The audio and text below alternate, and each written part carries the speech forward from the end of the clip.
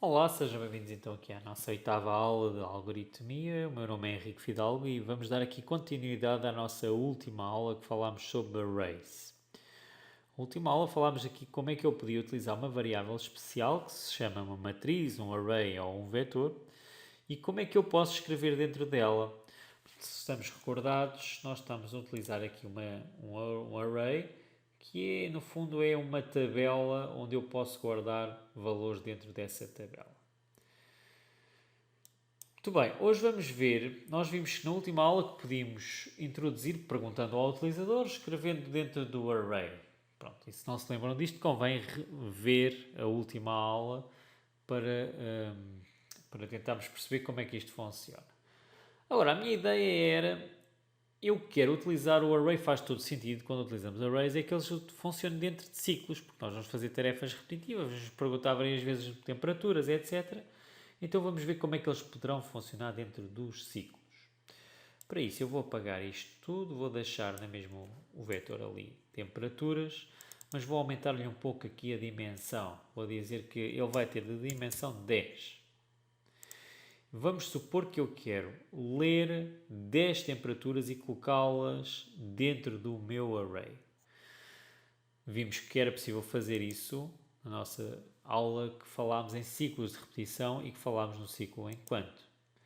Portanto, e o que eu vou fazer é vou dizer que enquanto a minha variável contador, que eu chamo-lhe contador, mas podíamos chamar outra coisa qualquer, eu chamo-lhe mesmo contador, for menor do que 10, okay? E vimos isso nos ciclos, porque se eu coloco aqui a variável contador, tenho que a ter aqui em cima algures. Vou ter que a declarar e vou ter que a inicializar, dizer que ela é igual a zero. Portanto, eu vou aqui dizer que o meu contador vai ser igual a zero. Portanto, vimos isso na aula de ciclos, portanto, se não se recordarem, convém ir lá ver a aula. Ok, portanto, então, tenho aqui a minha variável contador, digo que ela é igual a zero. Tenho também uma variável que é um array de 10 posições. Tenho o meu contador, tenho o meu ciclo que vai fazer 10 vezes e sempre que eu tenho um ciclo tenho que ter cá dentro a nossa fórmula matemática contador, que é contador igual a ele próprio mais 1. Muito bem. Atenção que este mais 1, nós falámos um pouco sobre a aula de contadores, sempre com mais 1, mas ele poderá incrementar de outra forma, mais 2, mais 10, mais 100. Portanto, isto depende do objetivo que nós queremos com o programa. Muito bem, então eu já tenho, o meu ciclo já vai fazer 10 vezes. Agora o que eu quero é perguntar ao utilizador uma temperatura e introduzi-la dentro do meu array. Então vou fazer aqui escrever e vou dizer-lhe a ele introduza, esqueci-me aqui das minhas aspas,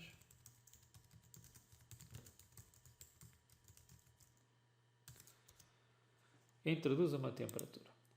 Uma coisa importante é, quando estamos a falar de arrays e ciclos, o meu contador é a minha última linha de código dentro de um ciclo. E já vou explicar porquê. Ora bem, a seguir eu vou introduzir a temperatura, tenho que ler essa temperatura. Portanto, eu vou ler a temperatura, mas eu quero colocá-la dentro do meu array de temperaturas. Portanto, eu vou dizer, olha, ok, vais colocar aqui dentro temperaturas, na posição, e agora aqui é importante, eu não lhe posso dar uma posição fixa, não posso dizer que é 0, ou 1 ou 2, eu quero é que ele vá saltando de posição em posição 10 vezes para começar na 0 e terminar na posição número 9.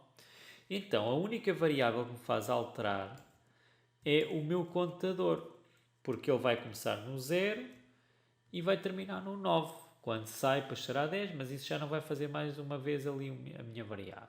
Vou fazer aqui OK. E cá está, ele vai ler temperaturas na posição contador. Vamos ver se isto faz sentido. A partir do contador é 0, 0 é menor que 10, então eu peço, introduz uma temperatura. Ler temperaturas na posição 0. A seguir ele incrementa ao 0 mais 1 e o contador passa a ser 1. 1 é menor que 10? Sim. Então ele continua a entrar aqui dentro do ciclo. Pergunta a temperatura e vai ler a temperatura e colocá-la na posição 1 e assim sucessivamente até à posição 9. Porque quando for 10, 10 não é menor que 10 e portanto ele já não faz mais uma vez, ele sai para aqui, para o final. Muito bem, então com isto nós estamos a introduzir dentro do meu array vários valores com um ciclo. Estou a fazê-lo correr 10 vezes, portanto aqui nesta posição. Se eu quiser escrever qualquer uma das posições ou escrever as temperaturas todas introduzidas, posso voltar a criar um outro ciclo para o fazer, mas no final deste. Portanto, eu vou fazer aqui, vou declarar, vou atribuir, vou dizer que o meu contador, vou fazer um reset a ele. O meu contador, depois de fazer aquele ciclo, volta a ser 0. Ok? Porque senão ele leva valor 10. Ok, já fizeste isto, então agora voltas a ser 0. E eu vou copiar o que tenho aqui e vou colá-lo aqui. Com uma pequena diferença. Eu agora quero imprimir, eu não quero perguntar nada ao utilizador. Portanto, não preciso de fazer nem o ler, desculpem, aqui eu paguei o escrever, não preciso fazer o ler, preciso fazer o escrever, mas dentro do escrever o que é que eu vou fazer? Vou chamar o meu vetor temperaturas e vou dizer que dentro da tua posição vais ter o contador. Ou seja, as posições vão ser determinadas pelo teu contador. Então vamos ver, eu vou ter um vetor que me vai permitir escrever, ou um ciclo que me vai permitir escrever dentro de um array, sim é que é. Depois faz o reset do meu contador, ou seja, o contador passa a 0 e volta a fazer 10 vezes, mas agora só para escrever as temperaturas que foram introduzidas. Vamos ver se funciona. Okay, eu vou colocar 2, 3, 4, 5, 6, 7, 8, 9 e 10 e 11. Comecei no 2. Pronto. E agora ele imprime. Depois de eu fazer isto, imprimo todos os meus valores. Muito bem, com isto explicámos aqui como é que funcionam os vetores, neste caso os arrays, dentro dos ciclos. Pois isto depende daquilo que nós queremos fazer. O meu ciclo pode ser determinado pelo número, este número aqui, as vezes que ele vai rodar, pode ser definido pelo utilizador, por exemplo. Ou as posições do vetor. Por exemplo, eu posso dizer, olha, quantos números quero introduzir?